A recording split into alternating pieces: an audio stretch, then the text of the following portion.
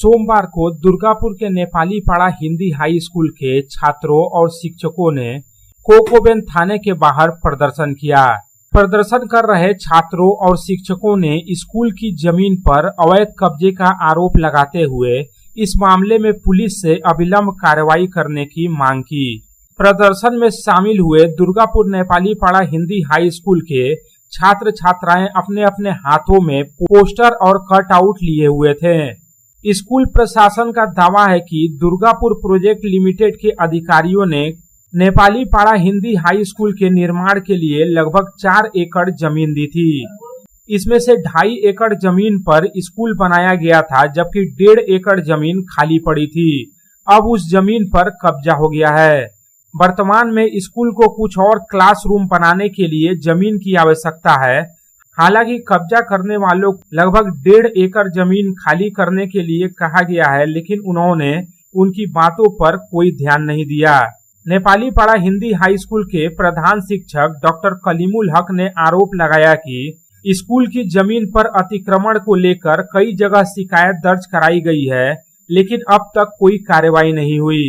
इसलिए बाध्य होकर वे स्कूल की छात्राओं के साथ दुर्गापुर के कोकोबेन थाने में अपनी फरियाद लेकर पहुंचे हैं। साले ডিপিএল 4 একর জায়গা দিয়েছিল।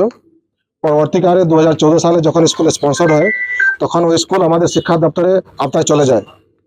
আমাদের যে 4 একর জায়গার মধ্যে প্রায় 1.5 একর জায়গা ইনকোর্স আছে, যেখানে প্রায় 100 ঝুপড়িগুলো বস্তিগুলো বসে আছে। ওখানে আগে স্কুল ছোট ছিল, প্রয়োজন ছিল না।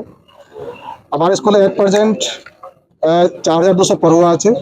5 to 12 ক্লাসে পড়াশোনা হয়। ক্লাস প্রত্যেক ক্লাসে 4টি সেকশন, আর একটা সেকশনে 140 থেকে 150 বাচ্চা থাকে, আর টোটালি আনহাইজেনিক। আমরা অনেক দিন থেকে চেষ্টা করেছিলাম কিছু ক্লাসরুম বানানো হোক। তখন ক্লাসরুম হলে কি হবে কি যে প্রত্যেক ক্লাসে যে 140 পড়ুয়া আছে তাকে আমরা সংখ্যা কমাতে পারবো।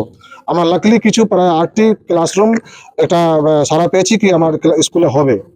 তো এট প্রেজেন্ট যে আমাদের দখলে জায়গা আছে তার মধ্যে আর কোনো নতুন করে ক্লাসরুম করার জায়গা নেই।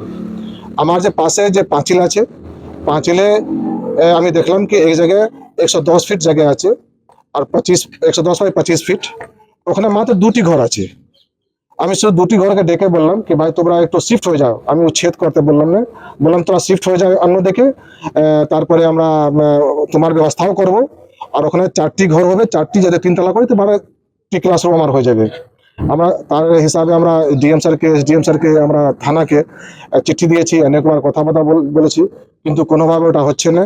যে কন্ট্রাক্টর আছে জমা করা হয়েছে, ও বলছে কি যদি তুমি জায়গা না দিতে পারেন আপনি, তখন আমরা ওখানে লিখে দিয়ে দেবো কি স্কুলে আর কোনো কাজ होते पारছে না। हालांकि कोकोबेन थाने में छात्रों के प्रदर्शन के दौरान एक अलग तस्वीर देखने को मिली। भीषण गर्मी में दुर्गापुर के कोकोबेन थाने में हाथों में प्ले कार्ड लेकर प्रदर्शन कर रहे छात्रों को पुलिस ने न सिर्फ ठंडा पानी पिलाया बल्कि चॉकलेट भी दी। स्कूल की जमीन पर हुए अवैध कब्जे को लेकर स्कूल की छात्राओं का क्या कुछ कहना है, आइए सुनते हैं। আমাদের ক্লাসের অবশ্যিকতা চাই, সেই জন্য আমাদের ক্লাসে অনেক বসার প্রবলেম হচ্ছে। তো স্যাররা চাই কি আমাদের নতুন আরো ক্লাস হোক, যেমনি আমরা ভালো করে বসে পড়তে পারি। আমাদের ক্লাসে অনেক বাচ্চা আসে, তো সেই জন্য আমরা বসতে পারি না, বসার অবস্থা হচ্ছে, প্রবলেম হচ্ছে। তারপরে পড়ার প্রবলেম হচ্ছে, অনেক বাচ্চা আসে চিচামিচি করে। তো আমরা চাই কি জনটা এক ক্লাসে বাচ্চা বসুক, ওই ক্লাসটার মধ্যে 2টো ক্লাস বাচ্চা বসুক।